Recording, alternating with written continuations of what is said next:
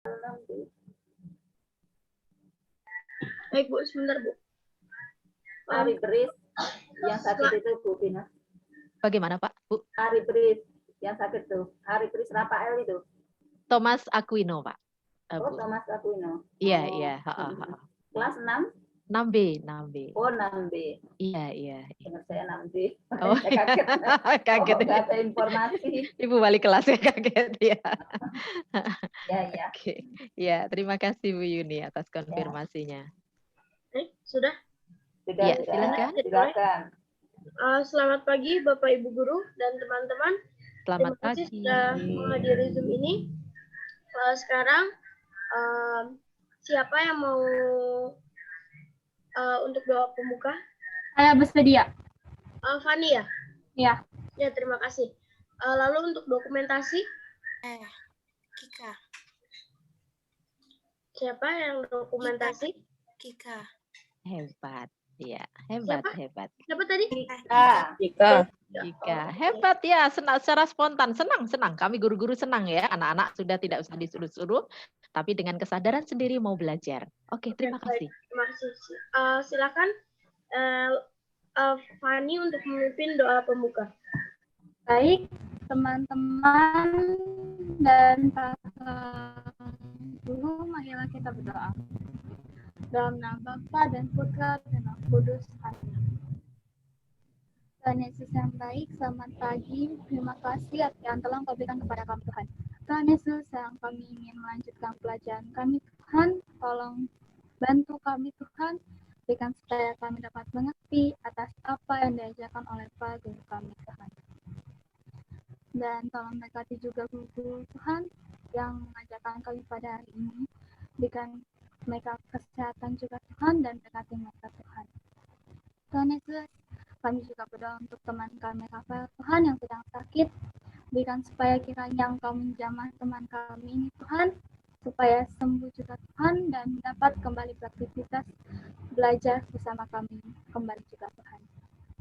Tuhan Yesus, terima kasih Tuhan, berkati juga teman-teman kami yang belum bisa hadir pada hari ini, berikan supaya di Zoom berikutnya juga Tuhan, mereka dapat hadir juga Tuhan, dan dapat menerima dan menyerap pelajaran yang akan diberikan kepada kami Tuhan.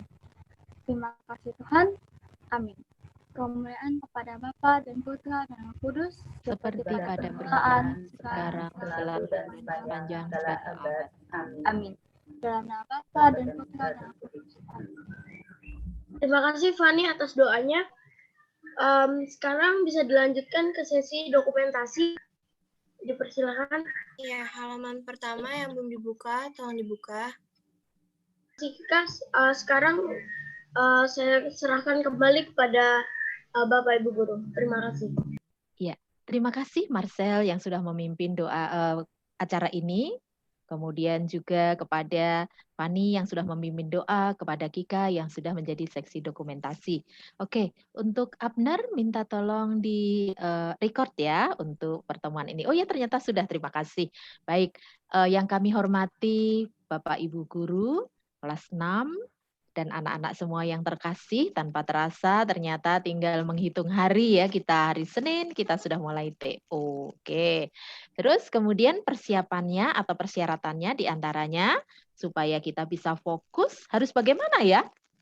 Bercabang-cabang pikirannya. Aduh, saya main game jam berapa ya? Saya belum chatting, saya belum browsing internet. Apakah seperti itu? Bagaimana anak-anak? Supaya kalian bisa fokus, caranya bagaimana? Kan sering kita tergoda kan? Apapun kegiatan kita sering banyak godaan ya. Misalnya kita mau berdoa, tergoda. Oh iya ya, saya belum ini, saya belum sarapan, saya belum ini. Jadi bukan fokus, tapi bercabang-cabang pikirannya. Mau belajar juga begitu ya. Aduh, nanti belajarnya semoga sebentar aja ya, karena saya ingin ini, ingin itu, ini. Akhirnya tidak fokus. Sama juga nanti kalau ujian juga begitu. Kalau kamu tidak fokus, nah maka bahaya. Kamu hanya mengharapkan, yang penting selesai, yang penting ikut. Nah itu bahaya. Maka kita butuh konsentrasi. Oke, siap ya. Baik, kita akan latihan konsentrasi. Mungkin kalian sudah sering melakukan konsentrasi ini. Baik. Oke, sebentar.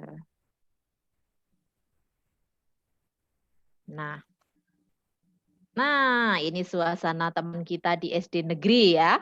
Walaupun tempat belajarnya sederhana, tetapi mereka tetap bersemangat belajar. Mari kita ikuti gerakannya atau kalian yang sudah bisa tinggal melakukannya. Tepuk konsentrasi. Konsentrasi, konsentrasi, konsentrasi dimulai. Konsentrasi, konsentrasi dimulai.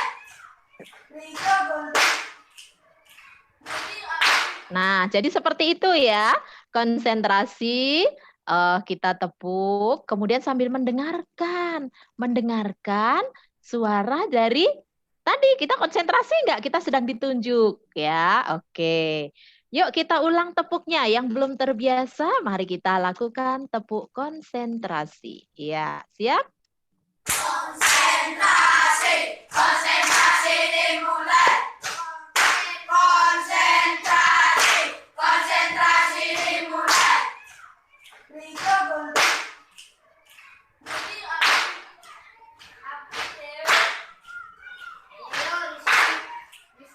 Nah, oke. Jadi itulah tepuk konsentrasi.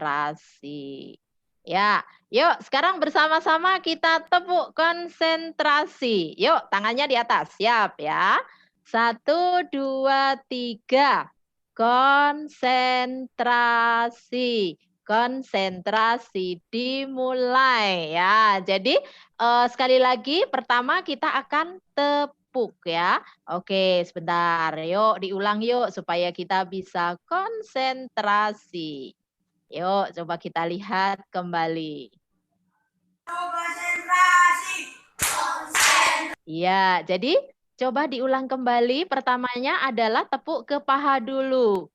Paha, tepuk 2 tangan, petik kanan, petik kiri. Paha, tepuk 2 tangan, petik kanan, petik kiri. Yuk, 1, 2, 3. Tepuk paha, tepuk tangan, petik kanan, petik kiri. Tepuk paha, tepuk tangan, petik kanan, petik kiri. Ya, siap. Sekarang pakai lagu. 1, 2, 3. Konsentrasi. Konsentrasi dimulai. Tuh, tepuk kanan kiri, paha, tangan, petik kanan, petik kiri. Ya, terus sebutkan nama teman kalian. Ya, sekarang coba dibuka dulu mikrofonnya. Semua mikrofon dibuka. Semua mikrofon dibuka. Silakan. Yuk, kita tepuk konsentrasi. Ya, sudah dibuka? Yuk, siap, mulai. Sekarang tepuknya dulu ya, tepuknya dulu.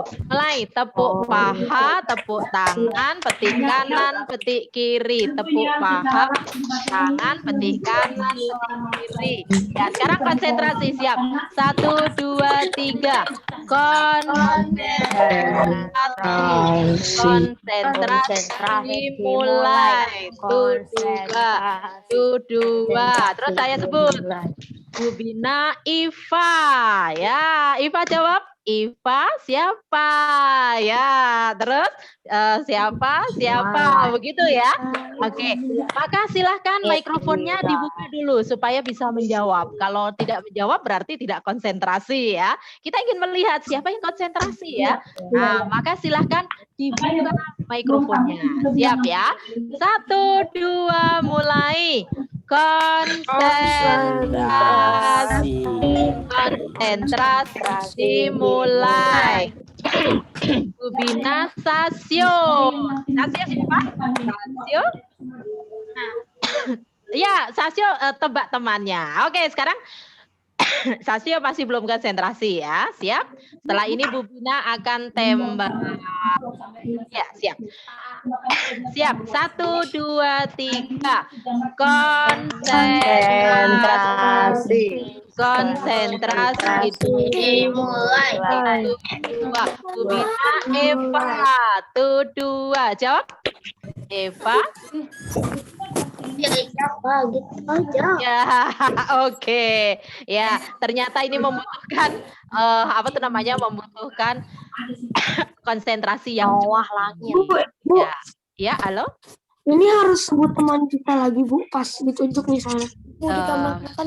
harus saling menjawab. Kalau tidak menjawab berarti dia kalah karena tidak konsentrasi. Jadi begitu ditunjuk misalnya Bu Bina Marcel, terus nanti Marcel jawab Marcel Wira. Nah, nanti Wira jawab Wira Noel. Contohnya lagi, terus Noel Sisi, Sisi jawab Sisi Gaby. Nah, begitu. Nah, sayang kita virtual ya, suaranya agak tersendat, tidak apa-apa. Yang penting kita sudah belajar konsentrasi. Baik, anak-anak. Oke, sekarang mari kita melihat. Oke, sekarang kembali videonya di video mikrofon.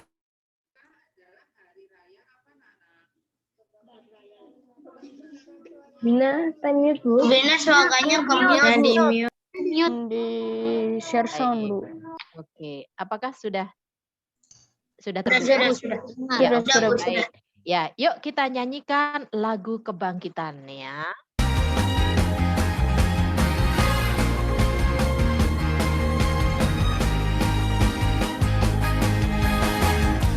Sadarlah yang terjadi dalam hidupmu, tak selalu semudah itu berjalan. Mengikuti keinginanmu, jangan putus asa dahulu, karena pelaut hebat tak pernah lahir di laut yang terang. Hai kawan, teruslah kau berjuang. Kita semua boleh jatuh, tapi harus bangkit, bangkit bangun kembali. Kita semua boleh jatuh, tapi harus bangkit kembali. Kita semua boleh jatuh, tapi harus bangkit, bangkit bangun kembali.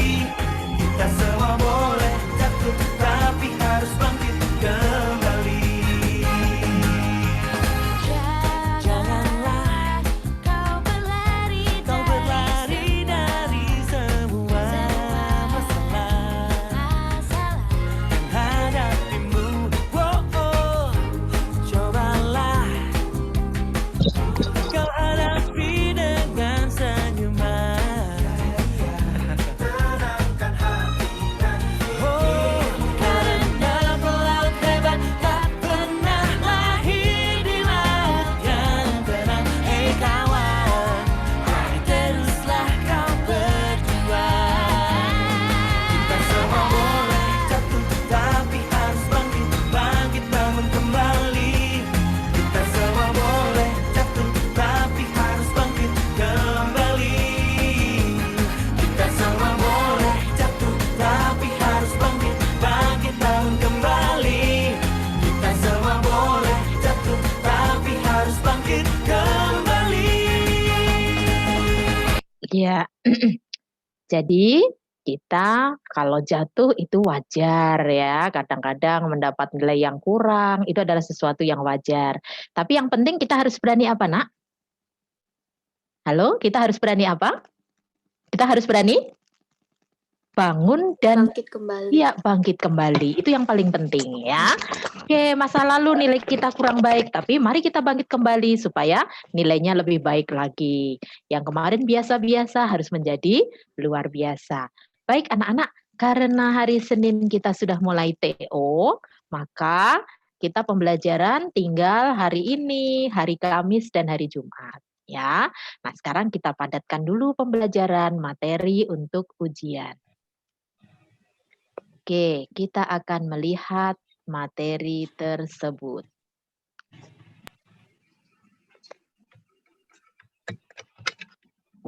Oke, hari ini kita belajar tentang IPS. Ya, kita belajar tentang IPS. Nah, materi IPS kemarin sudah kita bahas Betapa Indonesia punya berbagai makanan tradisional. Masih ingat kalau makanan tradisional orang Sumatera Barat apa namanya? Halo, makanan rendang, betul. Masih ingat bentuknya rendang? Iya. Terus kemudian kalau makanan khas dari Sumatera Selatan apa namanya?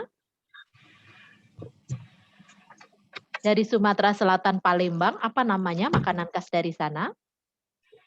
Pempek. Betul, empek-empek. Semua pernah makan empek-empek kan? Nanti kalau ada gambar empek-empek kamu tidak asing lagi. Tahu. Oh iya, itu adalah dari Sumatera Selatan.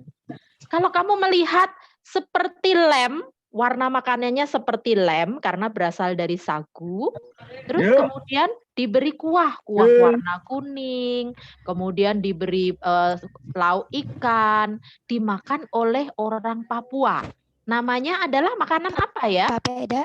Itu betul, papeda. Masih ingat bentuk papeda? Nah, nanti itu yang akan ditanyakan di antaranya. Contohnya lagi misalnya ada makanan dari pohon dari buah nangka, kemudian diwarnai menjadi merah karena warnanya dengan daun jati atau dengan gula merah warnanya merah, kemudian diberi santan. Masakan khas dari Yogyakarta. Apa namanya?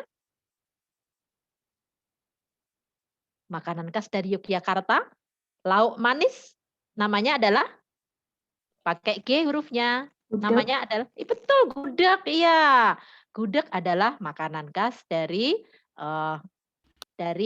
Yogyakarta. Kemudian kalau dari Betawi, apa ya makanan khasnya? Apa dari Betawi? Soto Betawi. Betul, soto Betawi. Kalau yang dari Manado, Sumatera Utara, makanan khasnya apa? Bubur apa? Ada rica-rica, bubur Manado, betul. Oh, betul, dengan ikan cakalangnya. Jadi kalian diminta untuk mengidentifikasi. Itu lagi servis apa? Servis truk. Oh iya, oke, minta tolong di mute dulu ya. Terus kemudian kalian diminta untuk menyebutkan makanan itu berasal dari daerah mana. Kemudian nanti kalian diminta untuk tahu bagaimana cara menghargai keragaman suku bangsa atau etnis di sekitar kalian. Sekarang pertanyaan, angkatan 36 ini, kelas 6 angkatan 36. Apakah semua suku bangsanya sama? Tidak. Sekarang pertanyaannya bagaimana kamu menghargai perbedaan tersebut? Itu nanti yang ditanyakan. Terus kemudian tentang rumah adat. Kemarin kalian sudah belajar kan tentang rumah adat. Rumah adatnya orang Sulawesi Selatan, orang Toraja, yang dihiasi dengan tanduk kerbau, tandanya keluarga itu kaya, sering pesta adat. Namanya apa rumahnya? Tongkonan, betul. Rumah tongkonan biasanya dihiasi dengan tanduk kerbau. Semakin banyak tanduk kerbaunya, keluarga itu semakin kaya lambangnya. Kemudian yang di Sumatera Utara, yang Batak, rumah adatmu namanya apa? Rumah bolon. Betul, rumah bolon. Masih ingat bentuknya rumah bolon? Iya, rumahnya besar, di bawah bisa dipakai untuk piaraan, dan lain sebagainya. Terus kemudian, kalau yang dari Betawi, dari DKI Jakarta, rumah adat rumah kebaya, tapi bukan tulisan ya. Yang ditanyakan adalah bentuknya. Kalian belajar bentuk rumah adat itu. Kemudian, kalau kalian ke Gereja Santo Stefanus, ternyata Gereja Santo Stefanus ini mengambil contoh bentuk model rumah adat dari Jawa Tengah, Yogyakarta. Namanya adalah rumah adat apa? Joglo. Iya, joglo dari Yogyakarta atau dari Jawa Tengah. Kalau orang Papua, rumah adatnya namanya apa ya? Honai. Honai, betul. Oke, jadi kemarin kita sudah belajar itu ya. Kemudian alat musik anak-anak. Alat musik juga kita tidak boleh berkhayal dengan tulisan, tetapi harus tahu bentuknya. Contoh misalnya, tifa. Tifa itu alat musiknya orang mana ya? Papua. Papua dan Maluku, betul. Papua dan Maluku. Kalau gamelan alat musiknya orang mana? Jawa. Ya, Jawa, Bali, Sunda. Kalau Sasando, NTT. iya dari Nusa Tenggara Timur yang saat ini mereka sedang ditimpa apa? Bencana alam, musibah. Jadi badainya cukup besar, air laut naik, bendungan juga meluap, sungai meluap, semua hanyut. Sekarang sudah 126 lebih orang yang ditemukan meninggal dunia. Semakin ke sini semakin banyak ya yang ditemukan. Betapa mereka menderita karena belum selesai. Memang badainya sekarang sudah menyingkir ya, menyingkir menjauh dari Indonesia, tapi ekor badainya atau awannya ini masih ada di sekitar Indonesia. Nah, ini yang dikhawatirkan akan menyebabkan banjir susulan. Nah, alat musiknya apa tadi orang NTT? NTT. Sasando. Masih ingat gambar Sasando? Sasando itu terbuat dari daun, betul, seperti gitar, terbuat dari daun apa? Daun seperti daun kelapa, namanya daun lontar. Ya, jadi dibuat seperti mangkok tapi dari daun lontar, tengahnya diberi bambu, kemudian dipetik seperti gitar. Wah, itu hebat sekali, indah sekali ya. Kalau ada kontes atau festival, apalagi orang-orang asing, mereka akan sangat terheran-heran. Ya ampun, Indonesia banyak banget budayanya ya, kaya banget alat musiknya. Semua menjadi merasa bangga, senang, kadang-kadang iri ya. Wah, Indonesia luar biasa ya. Itulah kekayaan kita. Nah, kemudian kalian nanti juga diminta untuk kalau ada sebuah tempat, misalnya gunung, misalnya pantai. Nah, pekerjaan apa yang biasa dilakukan masyarakat di tempat tersebut? Oke. Nah, kemudian tentang pahlawan kita sudah belajar, tentang peninggalan bersejarah kita sudah belajar dari kuis tersebut. Oke. Nah, sekarang anak-anak kita mengulang kembali tentang ASEAN. Mari bersama-sama panjangkan singkatan ASEAN. Singkatan ASEAN kalau dipanjangkan adalah A-nya adalah perkumpulan, association, betul. Tenggara bahasa Inggrisnya apa? Southeast. Southeast, betul. Asia bahasa Inggrisnya adalah Asia. Asian. Negara-negara bahasa Inggrisnya adalah Nations pakai S karena lebih dari satu. Coba panjangkan bersama-sama singkatan ASEAN. 1, 2, 3. Association Southeast Asian Nations. Ya. Jadi kalian diminta untuk menjelaskan kondisi geografis. Geografis itu adalah keadaan alamnya. Jadi ada beberapa kondisi anak-anak ya sebuah negara itu ditelitinya berdasarkan kondisi apa. Kalau kondisi astronomis itu berdasarkan garis lintang berapa derajat, garis bujur berapa derajat. Kemudian kondisi geologis itu keadaan tanahnya. Keadaan tanahnya terletak di lempeng benua apa. Kemudian keadaan geografis. Nah, geografis itu gambaran lingkungannya. Oh, ternyata terletak di antara samudra apa. Kemudian terletak di tempat mana saja. Nah, kemudian di bidang ekonomi. Dulu kita sudah belajar ya. Nah, mana yang paling maju di ASEAN? Terus kemudian kita juga diminta posisi Indonesia di bidang teknologi, di bidang sosial. Kemudian politik luar negeri Indonesia apa kemarin? Politik luar negeri Indonesia ketika kita berhadapan dengan negara asing, politik luar negeri Indonesia bebas aktif. Bebas artinya memihak Amerika atau memihak Rusia? Bebas artinya? Iya, tidak memihak manapun, kita netral. Aktif artinya? Aktif artinya? Menjaga perdamaian dunia. Betul, tidak cuek dengan keadaan dunia. Kita aktif untuk mengusahakan perdamaian dunia. Itu politik luar negeri kita bebas aktif. Kemudian kita juga ditanya, apa peran Indonesia dalam bidang pendidikan di ASEAN? Apakah kita hanya diam saja? Bodo amat mereka mengadakan kerjasama pendidikan, kita nggak usah ikut. Nah, seperti apa kerjasama tersebut? Maka mari kita lihat berikut ini.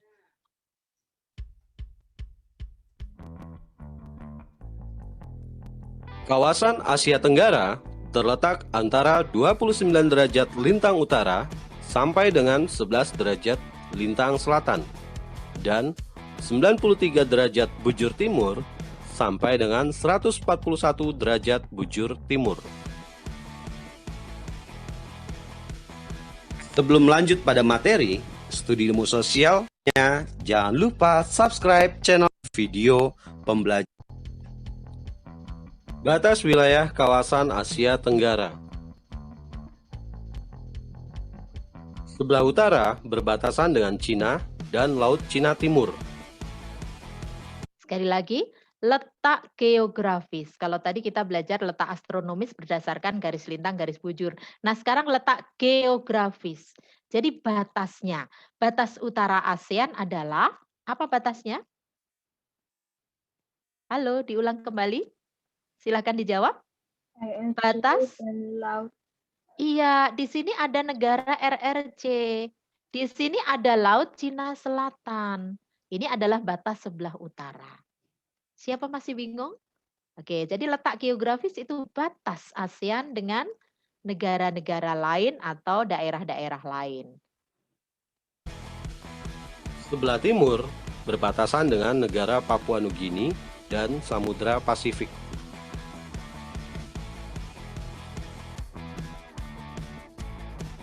Sebelah selatan berbatasan dengan benua Australia dan Samudra Hindia.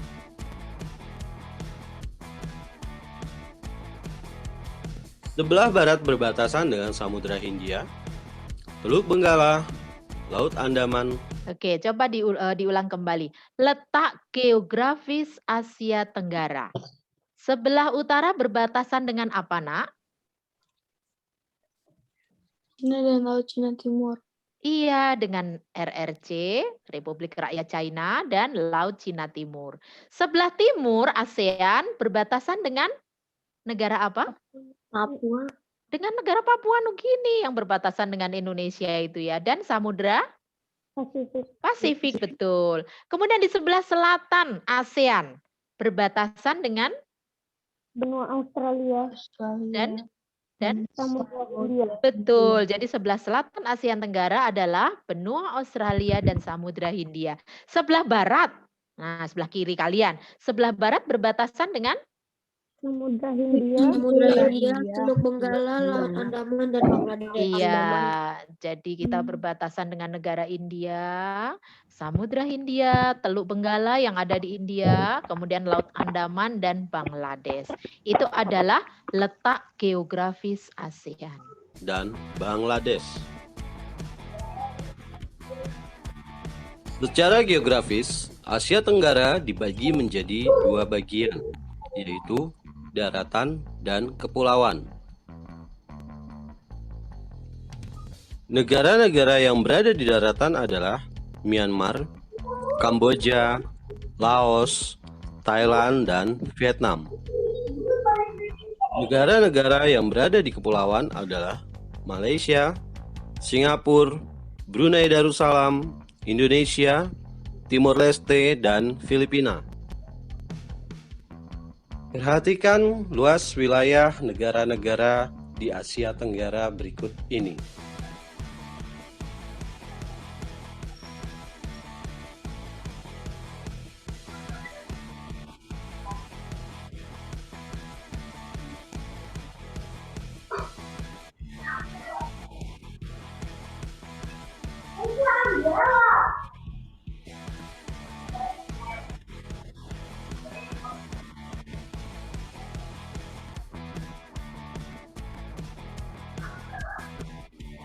Coba cari perbandingan mana yang paling sempit dan mana yang paling luas.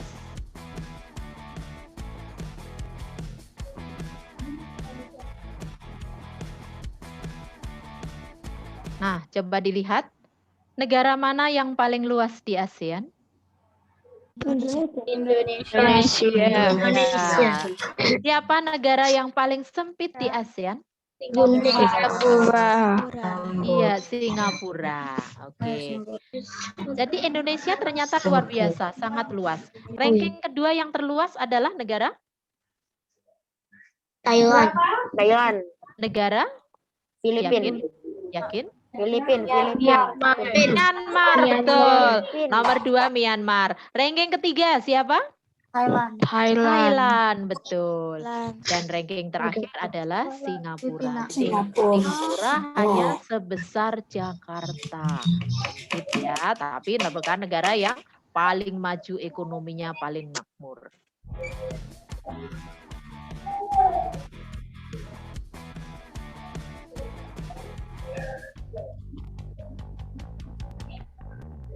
Letak geologis Asia Tenggara. Geologis keadaan tanah.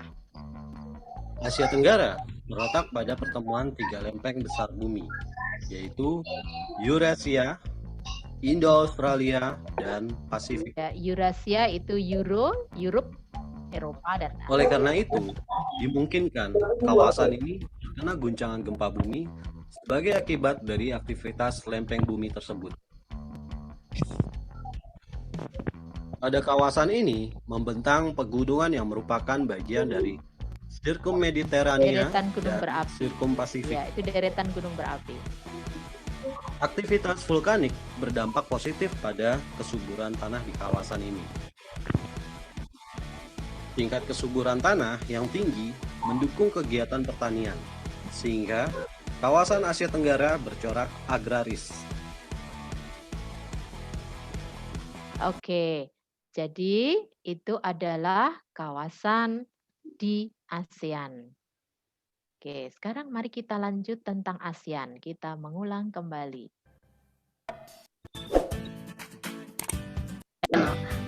Kali ini kita akan membahas mengenai kondisi geografis dan kehidupan sosial budaya negara-negara di Asia Tenggara. Nah, negara-negara di Asia Tenggara umumnya memiliki kondisi geografis yang sama. Akan tetapi, kesamaan kondisi geografis tersebut tidak menjamin kehidupan sosial budayanya pun sama. Berikut penjabaran mengenai kondisi geografis dan kehidupan sosial budaya negara-negara di Asia Tenggara.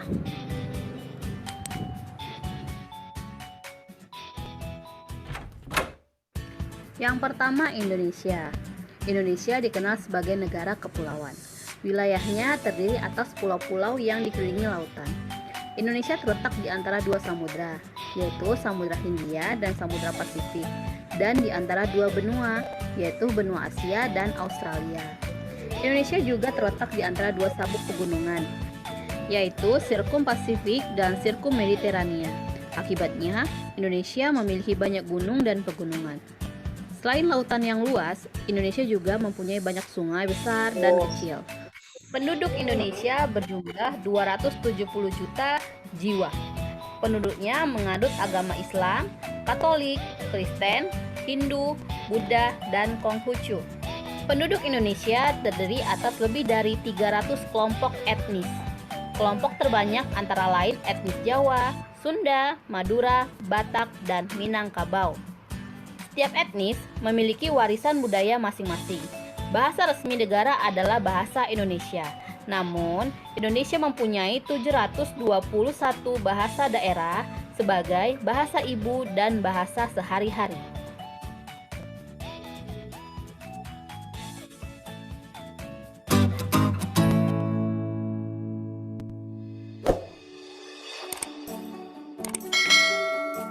Yang kedua ada Singapura. Hampir sebagian besar wilayah Singapura berupa daratan rendah. Sebelah barat merupakan daerah rawa dan perbukitan.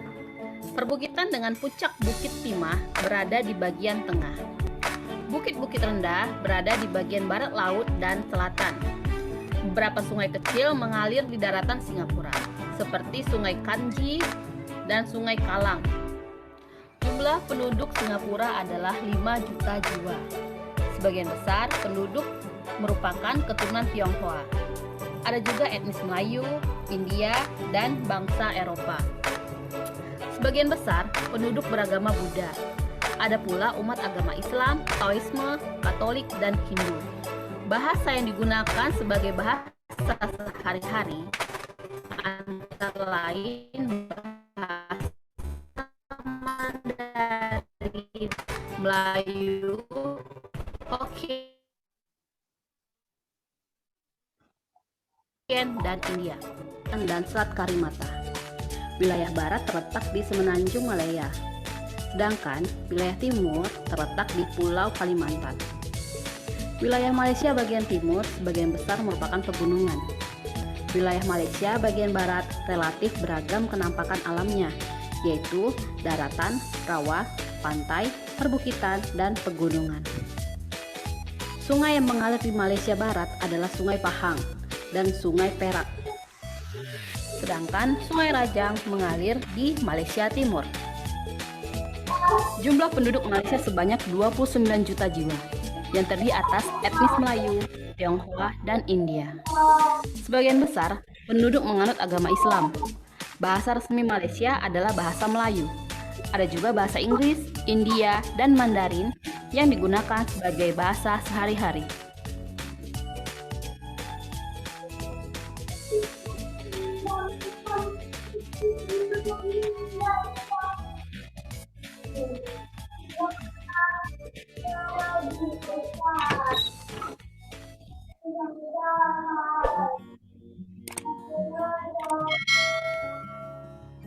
Yang keempat, Brunei Darussalam.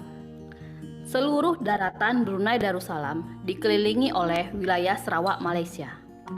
Wilayahnya memiliki dataran rendah dan pantai berawah di bagian barat dan perbukitan sebagian timur.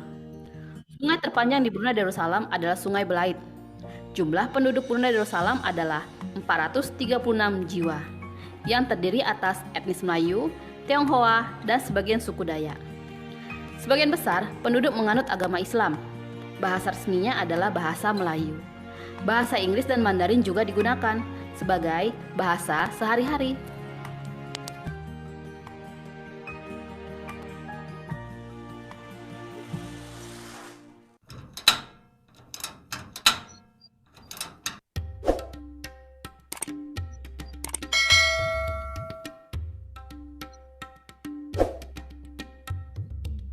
Yang kelima, Thailand.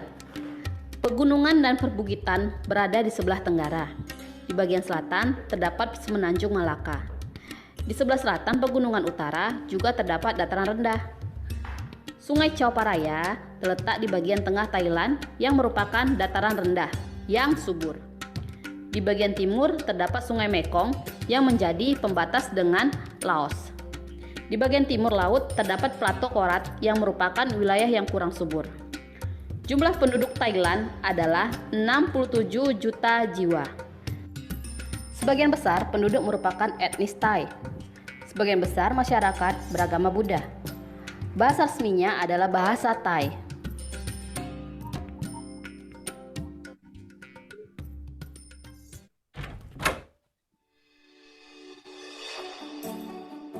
Yang keenam, Filipina. Sebagian wilayah terdiri atas rangkaian pegunungan sirkumpasifik yang membagi Filipina menjadi dataran pantai barat dan timur yang sempit. Sungai di Filipina pendek berarus deras yang berkelok-kelok sehingga tidak dapat dilayari oleh manusia. Jumlah penduduk Filipina adalah 102 juta jiwa yang terdiri atas etnis Tagalog, Ilocano, Cebuana, Hiligayno Ilonggo, Bicol, Waray, dan Bisaya. Sebagian besar penduduk beragama Katolik. Bahasa resmi adalah bahasa Tagalog dan bahasa Inggris.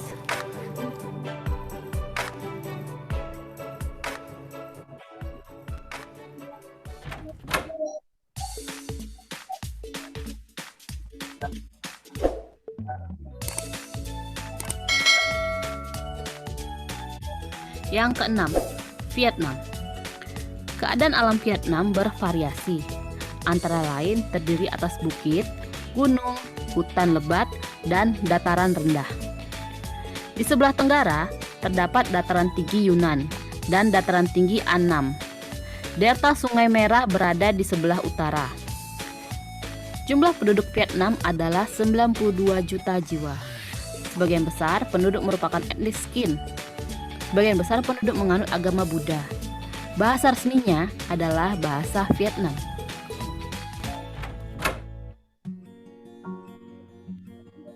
Yang ke-8, Laos. Wilayah Laos tidak mempunyai batasan laut dan garis pantai karena Laos dikelilingi daratan negara Tiongkok, Thailand, Vietnam, dan Kamboja. Secara umum, wilayah Laos bergunung-gunung dengan hutan tropis yang lebat. Sebagian besar wilayah Laos mempunyai dataran tinggi dan pegunungan Kondrela Annam di bagian utara. Dataran rendah hanya berada di bagian selatan dan barat daya. Sungai Mekong mengaliri dari wilayah barat daya sampai ke arah tenggara. Daerah sekitaran Sungai Mekong adalah daerah tersubur sekaligus terpadat di Laos. Jumlah penduduk Laos adalah 6 juta jiwa. Sebagian besar penduduk adalah etnis Lao dan menganut agama Buddha. Bahasa resminya adalah bahasa Lao. Bahasa lain yang digunakan penduduk Laos adalah bahasa Prancis, Inggris, dan Thai.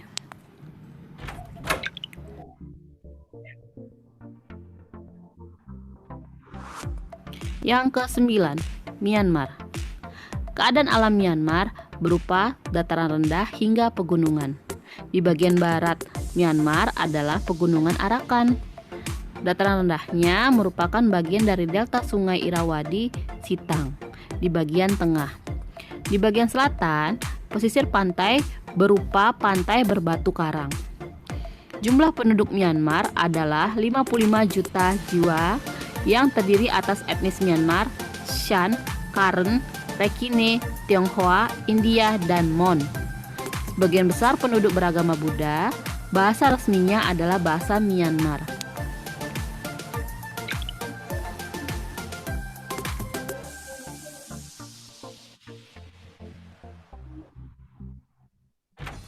Oke, baik. Mari kita simpulkan. Di antara 10 negara ASEAN, yang paling luas adalah negara Indonesia. Indonesia. Luasnya lebih dari 1 juta kilometer persegi.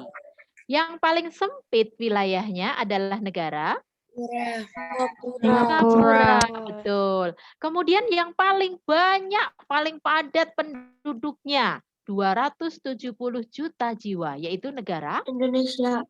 Indonesia. Terus kemudian yang penduduknya tidak ada atau kurang dari 1,5 juta. 400.000. Singapura. Iya, termasuk Brunei Darussalam juga sedikit sekali penduduknya.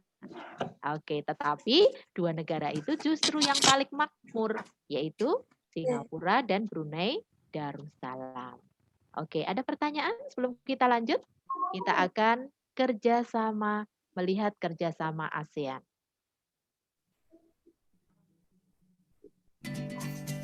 Bentuk kerjasama ASEAN di bidang pendidikan.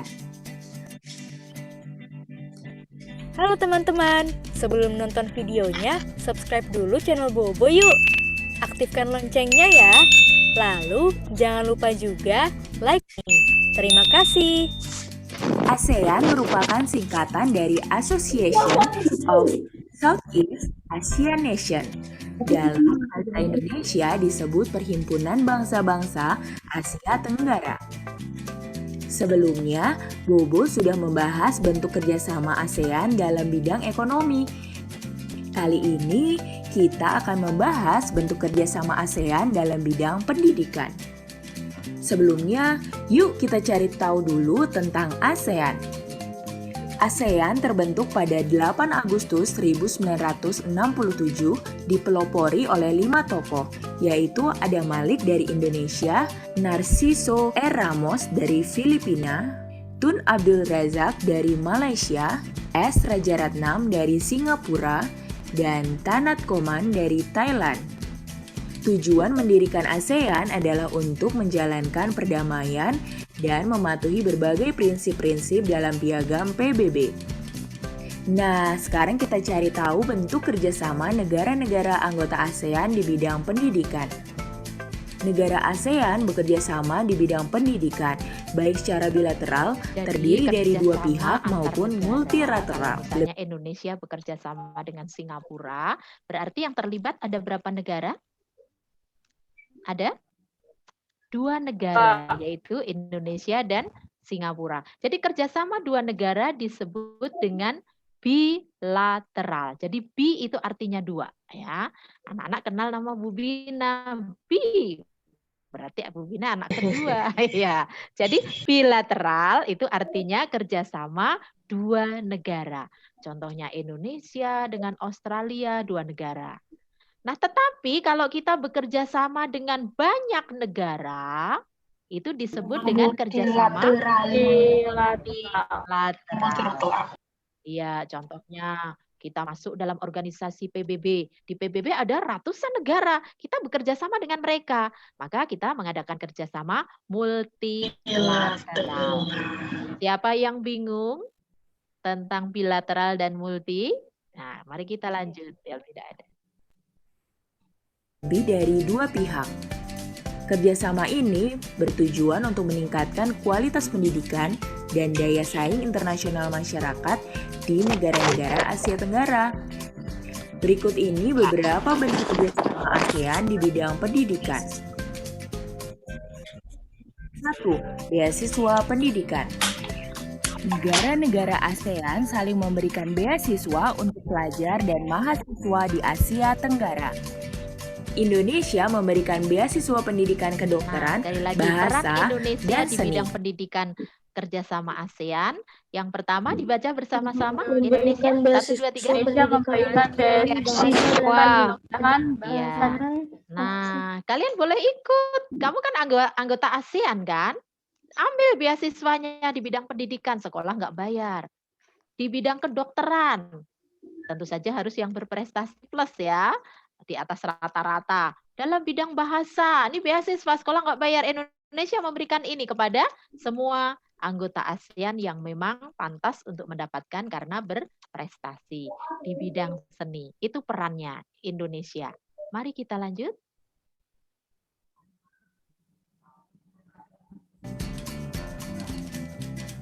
Dua, pertukaran pelajar. Selain beasiswa, universitas di Asia Tenggara juga menyediakan sistem pertukaran pelajar dengan kegiatan dan waktu yang berbeda-beda. Umumnya pertukaran pelajar berlangsung selama 4 minggu atau selama 1 semester. Mahasiswa ya, kalau masih SD belum pertukaran pelajar. Kalau kamu sudah mulai SMA, ini kamu bisa ikut seleksi. Kalau kamu mahasiswa, kamu boleh ikut seleksi. Kamu akan dikirim berkeliling ke negara ASEAN. Bisa selama 1 bulan atau 6 bulan. Kalian berpindah-pindah dari satu negara ke negara lain. Gratis anak-anak. Nah, Indonesia juga memberi kesempatan negara ASEAN lainnya untuk pelajarnya mengikuti menukar pelajar ASEAN.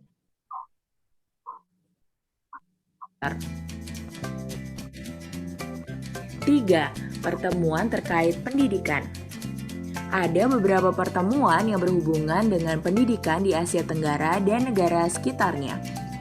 Salah satunya di tahun 2012, ASEAN Council of Teacher Convention atau ACT. Peserta pertemuan ini adalah guru-guru dari beberapa negara di ASEAN. 4. Olimpiade Pendidikan. Negara-negara ASEAN juga sering melakukan kegiatan olimpiade antar negara. Misalkan Olimpiade Sains dan Matematika untuk semua pelajar dari seluruh negara Asia Tenggara. 5. Organisasi Menteri Pendidikan Asia Tenggara. Menteri Pendidikan dari negara-negara ASEAN meningkatkan kerjasama dalam bidang pendidikan di Asia Tenggara. Selain itu, setiap negara terus mengembangkan dan meningkatkan kualitas pendidikan masyarakat di Asia Tenggara. Itu dia beberapa bentuk kerjasama negara-negara ASEAN dalam bidang pendidikan. Jadi itu contoh peranan Indonesia. Teman-teman, jangan lupa serta meningkatkan pendidikan di ASEAN, terlibat langsung, itu artinya peran. Oke, diulang kembali. Peran Indonesia di bidang pendidikan. Siapa masih ingat? Memberi beasiswa. Betul, memberikan beasiswa kepada pelajar ASEAN. Siapapun boleh ikut termasuk kalian. Ini kesempatan ya, kalian masih SD, coba kalian raih prestasi sebanyak-banyaknya supaya dapat beasiswa, kamu akan dilihat rekam jejaknya. Coba main media sosialnya itu seperti apa, sopan tidak, kreatif tidak, atau ngomongnya yang aneh-aneh, yang jorok-jorok itu nggak bakalan diterima ya, rekam jejaknya akan dilihat. Berprestasi tidak anak ini? Oh, sering ikut lomba, sering dia menang. senang. Wah, tentu kamu akan terpilih. Bagaimana sekolahnya? Lancar tidak? Nah, nanti akan itu direkomendasikan kalian pantas mendapat beasiswa atau tidak. Nanti ada kesempatan. Kalian masih SD, masih nanti SMA, kemudian perguruan tinggi, kalian bisa mendapatkan itu. Yang kedua, peran Indonesia apalagi tadi? Melakukan pertukaran pelajar. Pinter. Pelajar. Iya. Pertukaran pelajar antar ASEAN. Entah itu pelajar SMA atau mungkin pelajar untuk mahasiswa. Kalian boleh merasakan bagaimana sih rasanya sekolah di Myanmar ya, bagaimana sih rasanya kuliah di Thailand, bagaimana sih rasanya kuliah di Filipina. Kalian boleh merasakan. Nah, tentu saja ini ada sistem pendaftarannya. Kita mesti ya aktif mencari informasi sendiri ya, jangan nunggu kok aku nggak diajak-ajak ya, nggak bakalan. Zaman sekarang itu kita tidak saatnya untuk menunggu, tapi kamu harus yang menjemput bola. Maka kita diajarkan kan setiap kali pertemuan, ayo siapa yang mau tanpa disuruh belajar untuk memimpin pertemuan, memimpin doa, menjadi seksi dokumentasi. Itu salah satu contoh cara supaya kalian proaktif. Proaktif untuk menjemput bola, bukan hanya menunggu. Kok saya nggak ditunjuk ya? Ya, anak-anak lain yang ditunjuk. Kamu sekarang, masa zaman sekarang ini, kita harus menunjukkan diri kita bahwa kalian berprestasi. Maka cari informasi ya. Oh, kapan ya ada pertukaran pelajar itu? Kapan saya bisa ikut? Gratis apa tidak ya? Kita bisa melakukan pencarian. Yang ketiga, apalagi peran Indonesia di bidang pendidikan? Apa ya? Sudah betul tadi yang kedua? Memberikan beasiswa, tukar-menukar pelajar. Ada apa lagi? Apa tadi? Lomba. Olimpiade. Pinter, olimpiade. Bidang apa yang diadakan? Bidang apa? Olahraga. Iya, bidang olahraga, di bidang sains, di bidang matematika. Kalau kamu sebagai peserta itu nanti ada penghargaannya, kamu berani ikut kompetisi, apalagi kamu juara. Ini bisa kamu masukkan ke dalam riwayat kalian, kurikulum vitae kalian. Ini loh, aku pernah mencoba untuk berkompetisi. Seperti tadi dalam lagu, kalah itu nggak apa-apa, yang penting berani bangkit. Apalagi kalau menang itu bersyukur ya. Jadi sekali lagi silahkan kita proaktif untuk melakukan kompetisi ya, bukan untuk mengalahkan orang lain, tetapi mengalahkan diri kita dari kemalasan, dari godaan untuk bermain game, untuk berkhayal yang tidak ada gunanya ya. Nah, itu mengalahkan diri sendiri. Bagus. Terus kemudian peran Indonesia yang lain di bidang pendidikan apalagi ya tadi ya? Guru-gurunya bagaimana? Guru-gurunya diapakan tadi? Negara lain. Betul. Jadi akan ada pertemuan. Indonesia mengadakan pertemuan itu, dipanggil tuh guru-guru se-ASEAN. Mereka bertemu bukan sekedar say hello, tepuk tangan, nyanyi-nyanyi, jalan-jalan, bukan. Tetapi mereka diajak tukar-menukar pengalaman, pengalaman sukses, best practice namanya ya. Jadi kami guru-guru itu juga diberi kesempatan untuk itu. Sharing kepada teman-temannya, mengajar yang baik itu bagaimana, mengajar yang sukses itu bagaimana, supaya anaknya berhasil itu bagaimana. Nah, di sana dipertemukan guru-guru se-ASEAN, kemudian yuk kita buat rencana sehingga anak-anak ASEAN ini menjadi berkualitas pendidikannya. Oke, itu contoh peranan Indonesia di bidang pendidikan. Oke, sekarang apakah ada pertanyaan? Materi ujian, ada pertanyaan? Oke, kalau tidak ada, mari kita selesaikan kuisis yang kemarin. Kita selesaikan kuisis yang kemarin ya, sebentar.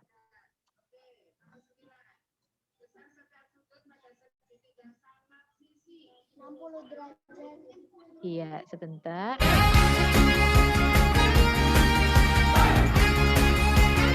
Iya, oke, sebentar kita cari kuisis. Oh, ini dia. Nah, mari silakan salah satu buka mikrofon, dibaca soal nomor 1. Nama candi peninggalan kerajaan Buddha pada gambar berikut adalah Candi Borobudur. Betul. Mengapa kamu sebut Borobudur? Ciri-cirinya apa? Ciri-cirinya itu Betul. Ciri-cirinya? pada bagian puncak terdapat stupa. Stupa itu adalah lambang Buddha. Buddha artinya kesempurnaan. Jadi semakin tinggi orang, maka martabatnya semakin tinggi ketika dia sempurna. Sempurnanya yaitu ketika dia berhasil meninggalkan keinginan duniawi. Keinginan duniawi itu digambarkan di dasar Candi Borobudur. Kamu lihat reliefnya, orang berpesta foya, mabuk-mabukan, pacar-pacaran, pokoknya yang enak-enak itu artinya dia tidak bisa mengendalikan duniawinya. Itu derajatnya terendah. Kemudian di atasnya, gambar di atasnya relief menunjukkan orang semakin sempurna dan akhirnya paling sempurna di stupa paling atas.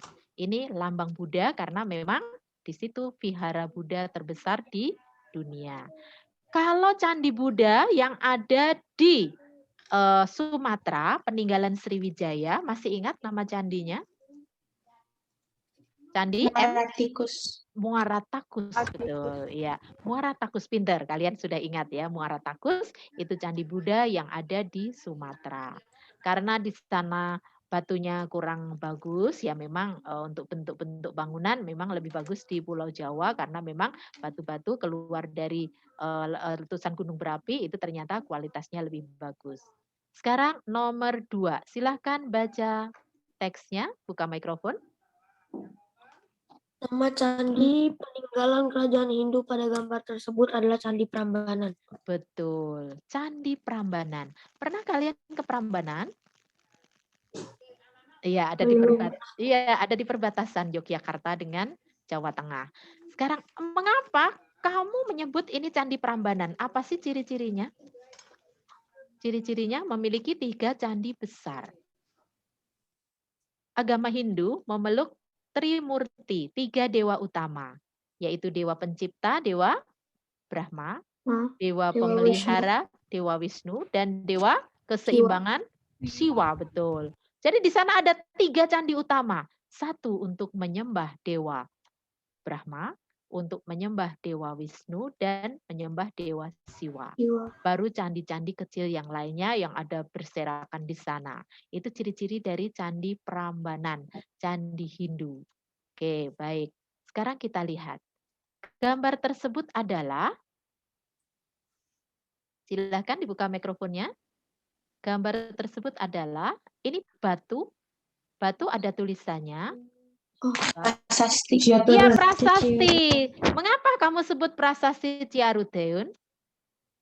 Karena ada gambar telapak kaki. Pinter, ada gambar telapak kaki. Kaki siapa yang digambar di situ? Raja Purnawarman. Iya, Raja Purnawarman, betul. Di situ diceritakan, tulisannya itu menceritakan ketika abad ke-5, sekarang kan sudah abad 21 ya. Zaman abad ke-5 ternyata orang sudah mulai mengenal irigasi, mengenal perairan, zaman Raja Purnawarman. Sehingga rakyatnya menjadi makmur, rakyatnya menjadi sejahtera. Mereka cinta sekali kepada rajanya yang luar biasa. Nah, maka ada prasasti, ada lambang kaki raja. Ya, dulu kan nggak ada potret ya, maka pakai lambang telapak kaki raja. Oke. Terus berikutnya, silahkan nomor 4 dibaca soalnya, buka mikrofonnya salah satu. Pengaruh Kerajaan Majapahit dalam kehidupan berbangsa dan bernegara masyarakat Indonesia pada masa kini adalah mempelopori semangat persatuan Sumpah Palapa. Iya, jadi kita selalu bersatu karena kita ingat Kerajaan Majapahit, betapa Majapahit dulu sangat luas. Singapura termasuk wilayah Majapahit, Malaysia termasuk wilayah Majapahit, kemudian negara-negara lain itu juga termasuk wilayah Majapahit. Luas sekali. Kita bersatu karena ada Gajah Mada pemersatunya. Begitu Gajah Mada meninggal dunia, sudah tua, mengundurkan diri dari kerajaan, hancurlah negara tersebut karena anggota kerajaan tidak lagi mengingat persatuan, tetapi berebut ingin menjadi raja dan ingin mengambil wilayah kerajaan seluas-luasnya. Akhirnya hancurlah kerajaan Majapahit yang sangat terkenal di dunia. Terima kasih. Nomor 5, silahkan dibaca salah satu, mikrofonnya dibuka.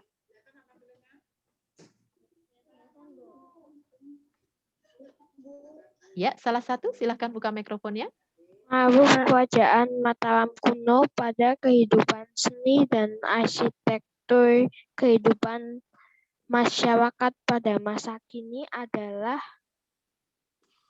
seni patung, relief, konstruksi bangunan bernilai seni tinggi berkembang.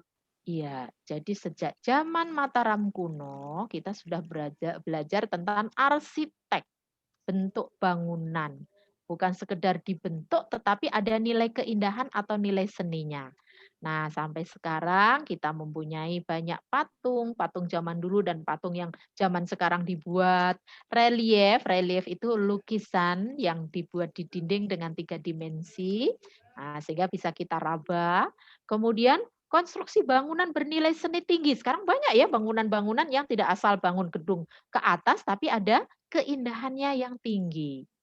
Oke, nomor 6. Silakan buka mikrofonnya, dibaca soalnya. Pengaruh kerajaan bercorak Islam di bidang pendidikan pada kehidupan masyarakat Indonesia saat ini adalah tempat pendidikan pesantren berkembang pesat di Indonesia. Iya, terima kasih. Jadi, zaman dulu kerajaan Islam yang datang ke Indonesia, masih ingat kerajaan Islam pertama kali berdiri di Indonesia. Namanya kerajaan apa? Demak. Itu di Jawa. Kalau di Indonesia ada di Sumatera? Ada di Sumatera, namanya kerajaan apa? Iya, betul, Samudra Pasai. Samudra Pasai, dia rajanya itu datang dari Arab sana, kemudian mendirikan kerajaan di Sumatera, namanya Samudra Pasai. Malik As-Saleh rajanya. Kemudian dia maju terus sampai ke Pulau Jawa. Akhirnya kerajaan pertama di Pulau Jawa adalah kerajaan apa? Kerajaan Demak, betul. Nah, di kerajaan Demak ini para wali itu guru pengajar dari Arab sana, yang jumlahnya berapa? Jumlahnya ada 9. Iya, mereka mengajar. Jadi kalau mengajar, ya anak-anak itu dikumpulkan di sebuah asrama. Jadi mereka tidak sekedar belajar di sekolah, tapi mereka harus tinggal di sekolah tersebut. Namanya adalah asrama. Nah, asrama yang memberikan pelajaran agama Islam disebut dengan pesantren. Iya, jadi pesantren itu adalah asrama untuk belajar agama Islam. Maka di Indonesia sampai sekarang banyak sekali pesantren-pesantren, termasuk di sekitar kalian di Jakarta ini banyak juga pesantren ya. Bahkan kalau mereka sedang libur, kalau kita istilahnya mengadakan retret ya, kalau mereka pesantren kilat ya, pesantren kilat karena beberapa hari. Oke, ada pertanyaan? Lanjut nomor 7. Silahkan salah satu buka mikrofonnya, dibaca. Pengaruh kerajaan Sriwijaya. Ya, silahkan. Itu burung, Bu, tiba-tiba. Oh, buram ya. Oke. Tiba-tiba di layar saya. Oke, sudah kelihatan? Nah, iya, oke, sudah, silakan. Pengaruh kerajaan Sriwijaya dalam kehidupan bernegara bagi masyarakat Indonesia adalah Indonesia kuat dan maju di bidang maritim atau kelautan. Betul, Sriwijaya terkenal dengan negara maritim, kuat di laut. Hebat dia kalau perang di laut, wah jagonya itu adalah Sriwijaya. Betul. Terima kasih. Lanjut nomor 8. Silahkan dibaca. Halo, silahkan. Salah satu buka mikrofon. Siapa saja? Nomor 8. Halo, silahkan, Nak. Nomor 8. Yang sudah boleh buka mikrofon lagi. Silahkan.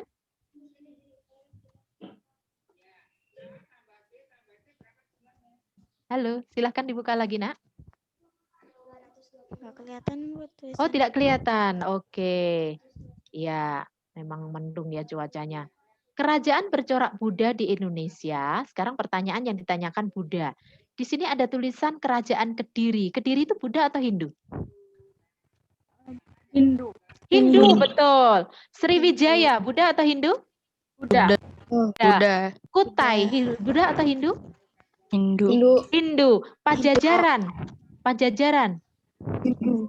Hindu, ya. Kerajaan Hindu terakhir di Jawa Barat yaitu Pajajaran. Kerajaan Banjar. Banjar itu Islam. Ya, oke. Kerajaan Banjar itu Islam. Jadi yang Hindu terdiri dari nomor 1, 3, dan 4. Tapi kalau yang Buddha itu hanya nomor 2. Sriwijaya. Iya, Sriwijaya, betul. Terus berikutnya, kerajaan bercorak Islam. Sekarang pertanyaan. Banten Islam bukan? Iya. Islam. Bukan. Salo dan Bone Islam bukan? Iya. Iya, karena rajanya Hasanuddin ya yang berani menentang Belanda. Disuruh melarang nelayannya supaya tidak berlayar mencari ikan, tapi dia mengatakan enak aja Belanda melarang, orang laut itu milik Tuhan ya. Itu Raja Bone, Raja Hasanuddin. Tarumanegara, kerajaan beragama? Hindu, betul. Kalingga, Kalingga beragama? Hindu juga. Samudra Pasai beragama? Islam. Islam. Berarti yang Islam kita pilih nomor 1, 2, dan 5. 1, 2, dan 5. Pinter. Terus berikutnya nomor 10. Kerajaan bercorak Hindu. Sriwijaya bercorak apa? Buddha. Buddha, pinter. Demak bercorak? Islam. Tarumanegara bercorak? Hindu. Kutai bercorak? Hindu. Majapahit bercorak? Hindu. Berarti yang Hindu ditunjukkan nomor 3, 4, dan 5. 3, 4, dan 5. Pinter. Sekarang nama raja-raja di kerajaan Hindu. Nomor 1, Hayam Wuruk. Raja di mana ya? Hayam Muda. Majapahit. Raja Majapahit paling hebat, paling muda. Masih muda, masih anak-anak sudah jadi raja. Untung dia didampingi oleh Gajah Mada. Jadi Hayam Wuruk beragama Hindu, agama Hindu. Sultan Agung makamnya, iya betul dia Islam. Dia di kerajaan Mataram Islam. Kalau kamu ke Imogiri, Yogyakarta, di sana ada makamnya. Kalau ke sana nggak boleh loh ya jalan kaki tegak, jalannya mesti sambil jongkok. Namanya laku dodok ya. Harus pakai baju adat. Kalau laki-laki harus pakai beskap. Perempuan harus pakai kain kebaya kemen. Nah, itu syaratnya. Karena begitu dihormatinya Sultan Agung ini walaupun sudah meninggal. Jadi dia Islam. Jayabaya, raja kerajaan Kediri. Ini Jayabaya itu raja yang dikatakan paling pandai meramal. Ramalannya itu ditulis dalam sebuah buku tebal namanya Jangka Jayabaya. Dia meramalkan akan terjadi ini loh Pulau Jawa, akan terjadi ini loh Indonesia. Nah, di situ diramalkan ramalan Jayabaya, dia raja kerajaan Kediri. Kediri agamanya apa? Kediri. Hindu, betul. Malik As-Saleh, raja kerajaan Islam. Samudra Pasai Islam dia. Antasari, raja kerajaan Banjar, betul Islam. Berarti kalau yang Hindu yang mana saja? Nomor 1 dan 3. 1 dan 3, betul. Nah, kalian sudah mulai lancar. Sekarang nama raja-raja bercorak Islam. Bala Putra Dewa, raja mana ya? Itu ini Itu Buddha. Iya, Buddha. Dia Sriwijaya, dia Buddha. Sultan Iskandar Muda. Raja dari Islam. Dia dari Aceh. Hamengkubuwono ada 1 sampai 10. Nah, yang lainnya sudah meninggal ya. Itu dari raja kerajaan agama apa? Hamengkubuwono. Islam, betul. Dia dari Mataram Islam. Airlangga, raja dari kerajaan Medang. Dia Hindu, betul. Mula Warman, raja kerajaan Kutai Hindu. Sultan Hasanuddin, raja kerajaan Islam. Iya, Islam. Dia Bone dan Talo. Yang ditanyakan yang bercorak Islam kerajaannya yaitu nomor 2, 3, 3, dan 6. Iya, 2, 3, dan 6. Pinter. Sekarang peninggalan kerajaan bercorak Buddha di Indonesia yaitu apa Candi saja? Muara Tikus, Prasasti Talang Tuwo, dan Candi Borobudur. Oke, betul. Hati-hati, ada candi tikus, itu Jawa Timur, candinya kecil, itu candi Hindu. Tapi ada candi Buddha di Sumatera, namanya Muara Takus ya. Takus, bukan tikus ya. Ya sekali lagi, peninggalan kerajaan Sriwijaya yaitu candi Muara takus. Muara Nah, jangan muara tikus ya, muara takus ya. Kemudian ada Prasasti Talang Tuwo, batu bertulis, peninggalan Sriwijaya, Candi Borobudur. Betul.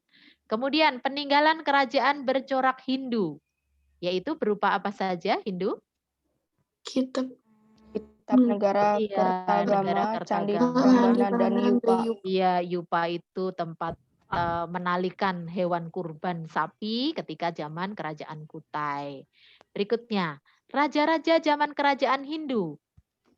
Purnawarman, Jaya, dan Prabu Siliwangi. Oke, penyebab runtuhnya Majapahit. Saudara dan Gajah Mada. Pinter. Sikap kita terhadap peninggalan bersejarah di Indonesia.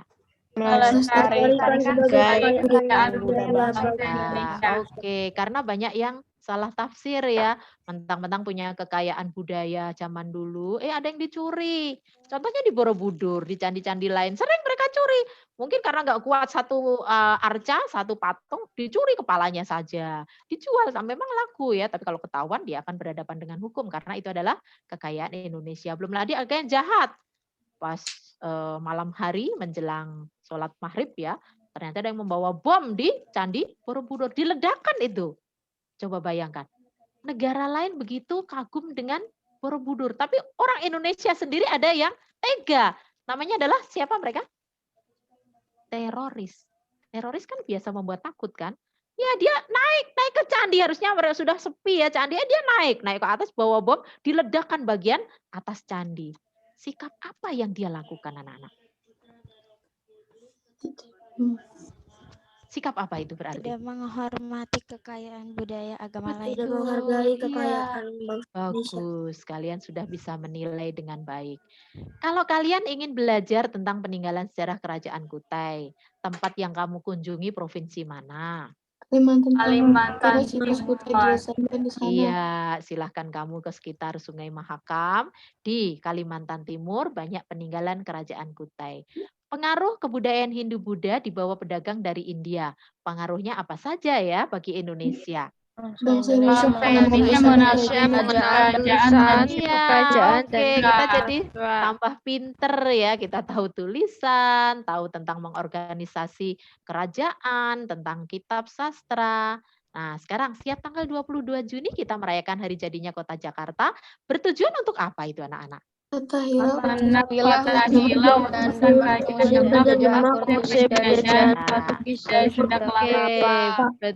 Tadinya namanya Sunda Kelapa, begitu Fathahilah menyerang mengusir Portugis diubah menjadi Jayakarta, kota yang penuh dengan kemenangan. Maka setiap tanggal 22 Juni kita bersukacita mengenang peristiwa yang bahagia itu. Nah, kalau kamu masuk ke tempat-tempat wisata di Jakarta, gratis semua anak-anak, termasuk ke Dufan, ke Ancol, gratis kalau tanggal 22 Juni, ke Ragunan, ke Taman Mini, nggak bayar di sana. Karena memang itu milik pemerintah daerah DKI, supaya rakyatnya merasakan kegembiraan gratis. Karena gratis tentu saja menjadi penuh sesak. Kalian tidak bisa menikmati dengan nyaman. Ya, kalau berbayar tidak setiap orang bisa masuk ya, tapi begitu diberi gratis, ya tadi karena yang tidak terbiasa masuk akhirnya ya mereka berusaha ingin kenal juga kan, ingin menambah pengetahuan, wawasan.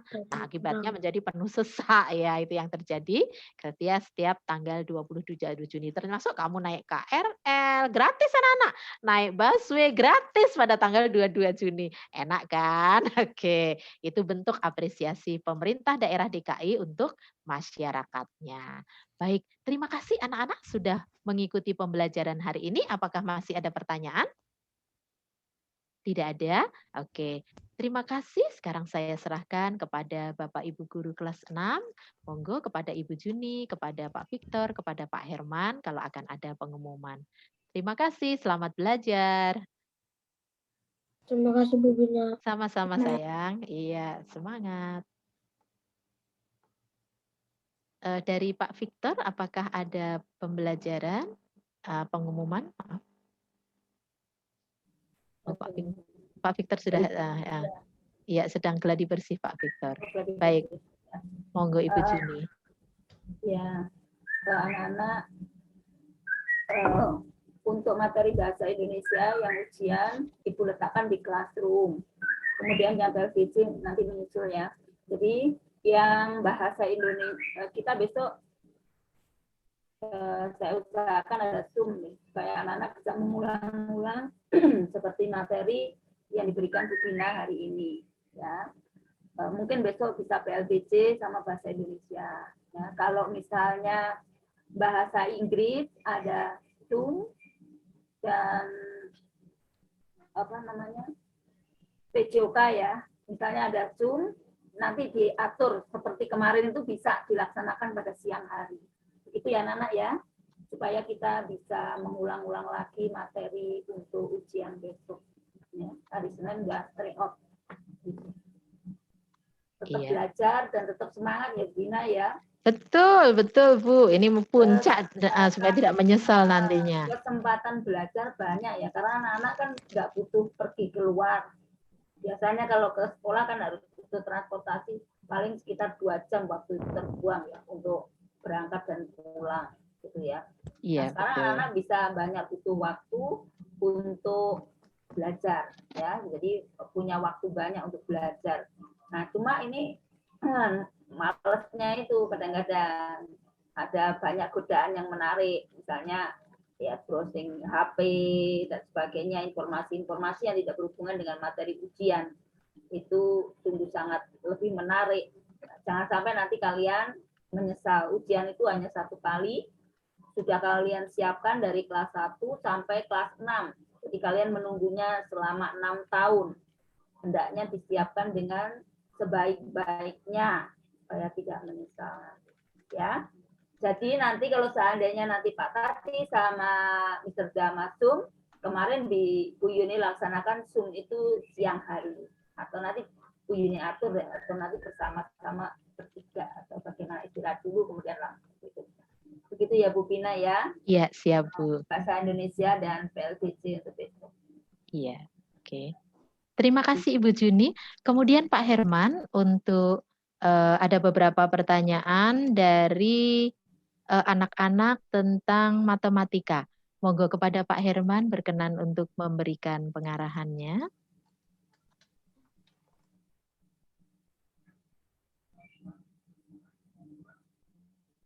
Oh, tidak ada ya.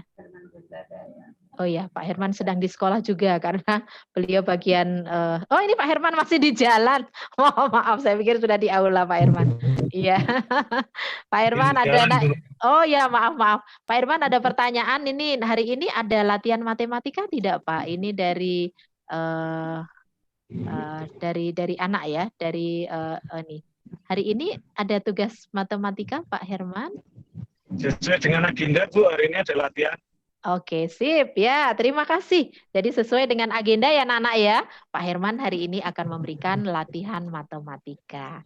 Baik, terima kasih Pak Herman, terima kasih Bu Juni. Saya kembalikan kembali kepada pemimpin rapat hari ini. Silakan Marcel.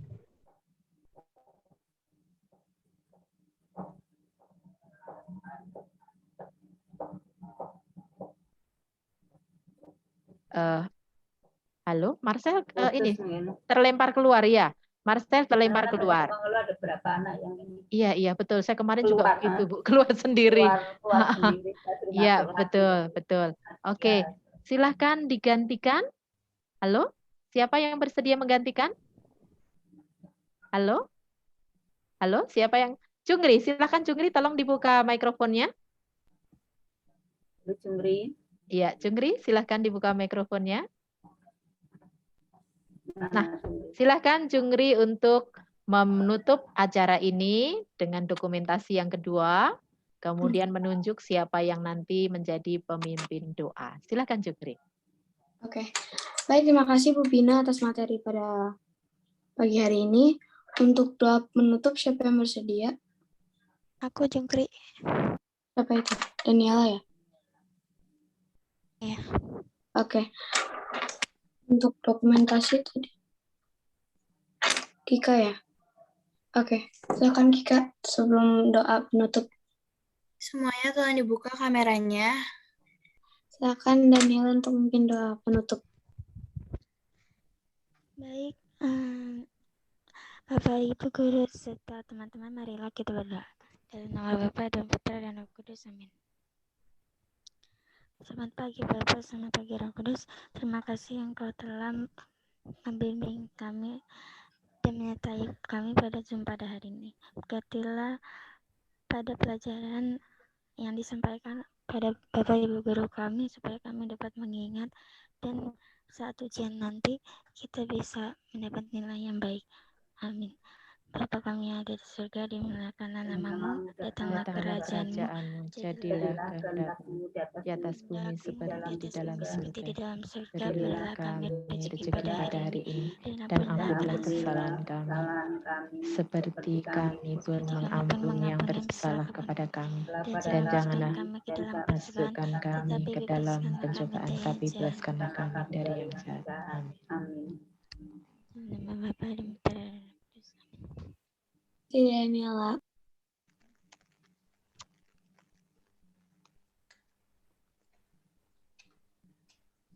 Iya, silakan closing, Jungri. Baik, makasih semuanya sudah masuk pada Zoom pada pagi hari ini dan terima kasih Bu Bina untuk materinya. Iya. Dadah. Oke, terima kasih semuanya, khususnya kepada petugas yang sudah merekam, ya, yang sudah memimpin doa, yang sudah hadir, ya. Tetap semangat ya, tetap semangat, ya. Angkatan 36 hebat, kalian harus menunjukkan prestasi. Oke, sama-sama, sampai jumpa, iya.